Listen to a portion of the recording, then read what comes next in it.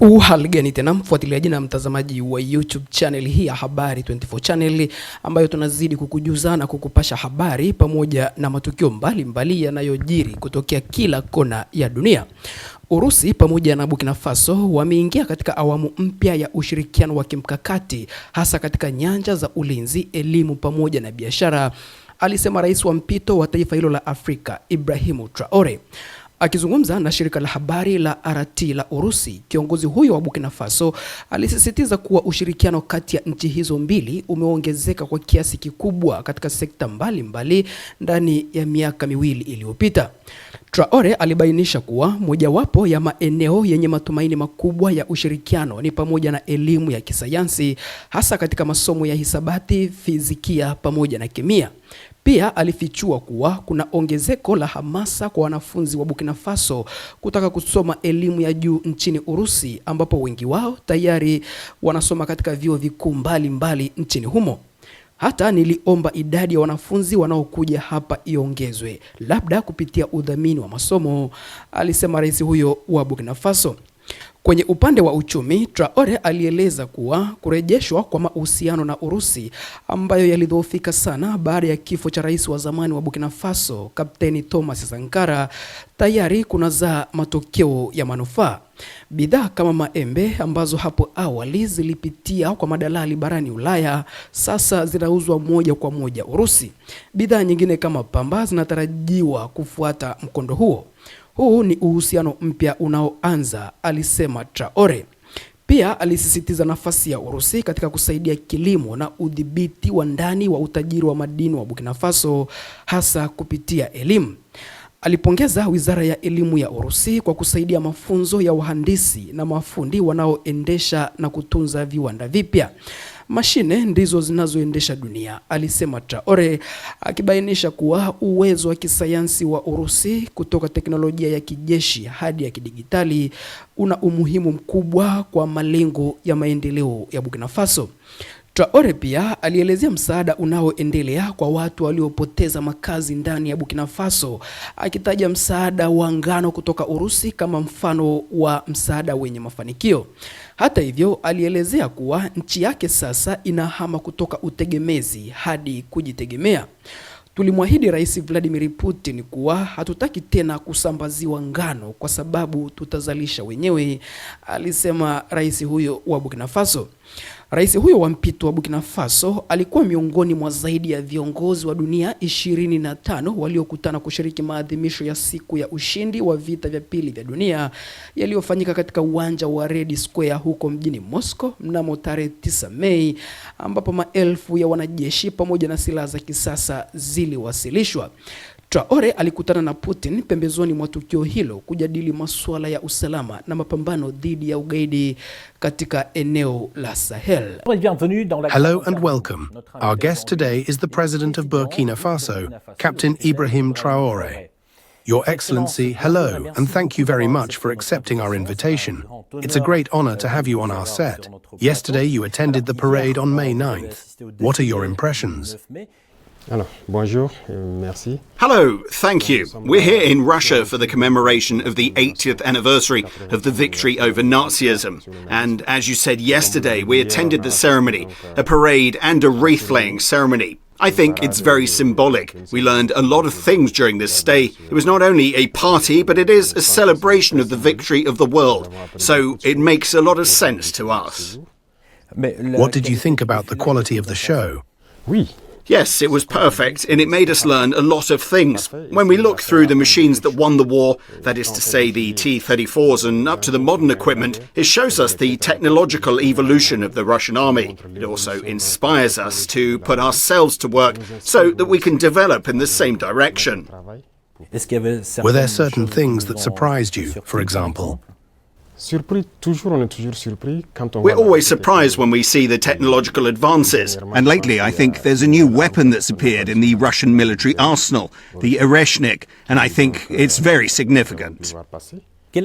What is the significance of your presence as an African head of state? Because it is well known that Africans made their contribution to the victory of the Allies in the Second World War. Of course, as I said, Africans and Soviet soldiers contributed a lot to liberating the world from Nazism. If the world had not been liberated from Nazism, we don't know what would have become of it. Our ancestors fought a lot in the European theatre, mainly in France, Belgium and Italy, to free the world from Nazism. So it's a common story that we share. How are the talks with the Russian president going?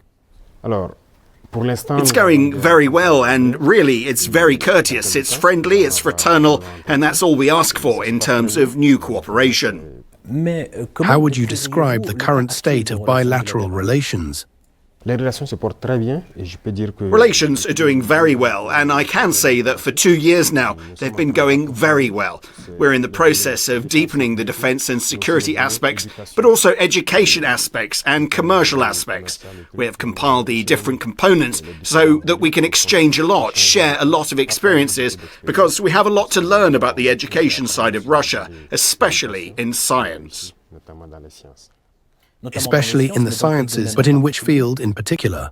Yes, there are many areas in the sciences, be it mathematics, physics, chemistry. These are fields that interest us a lot, both for the development of our military industry, but also in the commercial development of our country, the economic development of our country. These are areas that we will seek to deepen in order to be able to structure ourselves better. Do you think there is a demand in Burkina Faso for Russian education?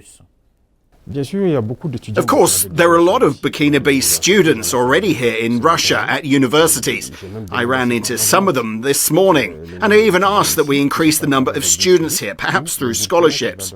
There is an objective for us to set up similar universities in Burkina Faso, and since there is already the Cultural House of Russia there, it will allow us to move very quickly.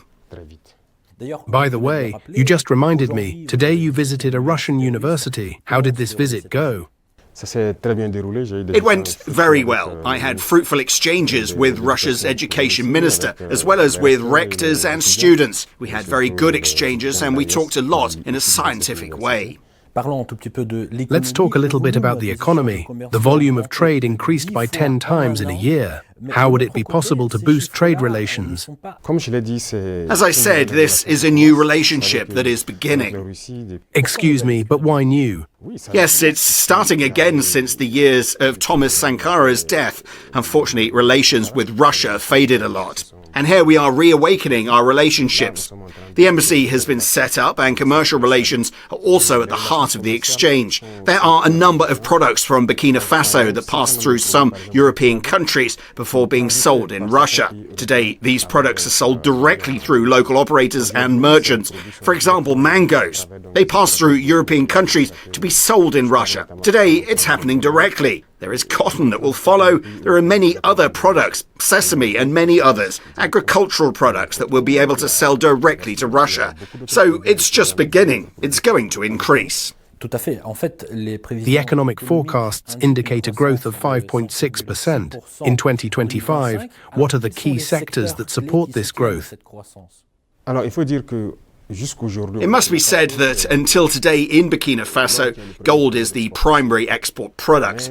We've launched the engine of agriculture for self-sufficiency, but also for foreign trade and exports. If you've been following us, well, since last year, we have launched an agricultural offensive with a specific initiative.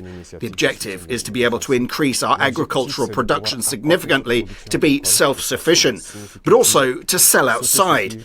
And all this must be able to support growth, and we hope we'll be well above these figures. But how are these reforms actually going? These are difficult reforms, we must admit, because of the system that's been installed. But it's not impossible. Already, when you look at our production, we had very good growth in 2024. In 2025, we hope to do even better. There are quite courageous reforms. When you take, for example, agriculture, we decided through the initiative of the offensive to plough the fields of our peasants for free. So last year we did it. This year again, there are a good many tractors that we have acquired, and mechanized cells will be available in various departments to increase the areas planted. We've grown vastly in water management through a structure that the National Office of Dams and Hydro-Agricultural Developments has created to control the water and be able to produce at least 2 or 3 times a year. because if we only depend on the rains, it would be difficult. So there is this sector, the mining sector too, which will continue to boost for the country to exploit its own resources. We started to acquire mines. There are a lot of permits which allow our engineers to develop the necessary machines so that we could exploit our resources ourselves. So if we take advantage of these two sectors, complete with industrialization, that is to say the transformation of our products on site, who will prevent us from exporting crude? It will lead us to very good growth. So it is these reforms that are underway in agriculture, industry and many other sectors. Do you think Russia can provide support for the implementation of these reforms? Of course, a lot of support. Technical and vocational training alone is already a very good thing. If we pay for industries, we keep people to maintain them and keep them running. And Russia is helping us with this. That's why I say we have very good cooperation with the Ministry of Education. They will allow us to train technicians and engineers who must be able to maintain everything we do, but also create our own industrial units. So that's very important for us. And in trade too, as I said right away, things are going very well with Russia. There's no reason we can't delve into this further. Let's talk a little bit about security. What is the current security situation in your country and elsewhere in the region? Yes, in the region, as you know, the security situation, at least, we're trying to evolve on the battlefield. That's the first thing, because there are several factors that come into play.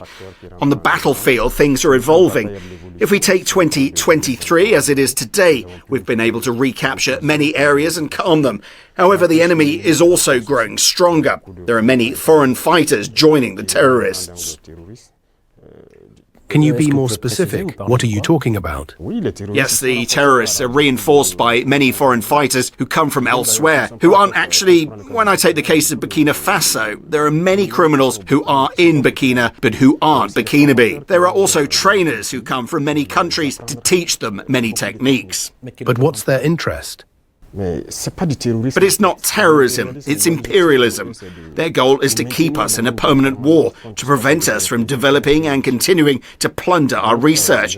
So it's in their best interest to bring mining specialists to lay various types of mines, explosive specialists.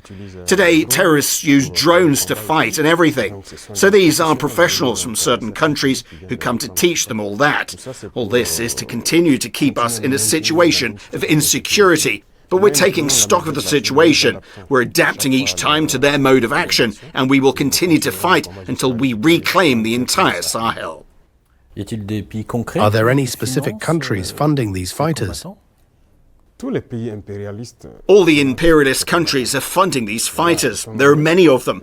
We can't name them individually. Some we can't imagine are even hidden. But there are many. There are many. There are those who aren't hidden and who openly declare it. I'm talking about the recent scandal involving support for terrorism in Mali. What is your view of what actually happened in Mali? It's unfortunate they've openly stated it, that they support the terrorists. We've also noticed with a certain number of technologies that the terrorists may have acquired that it comes from them. It's unfortunate, it's very unfortunate, but the fact remains that we don't feel sorry for ourselves. We've taken stock of the situation, we're going to adapt, we're going to fight it, and they won't be able to win. That's the most important thing for us.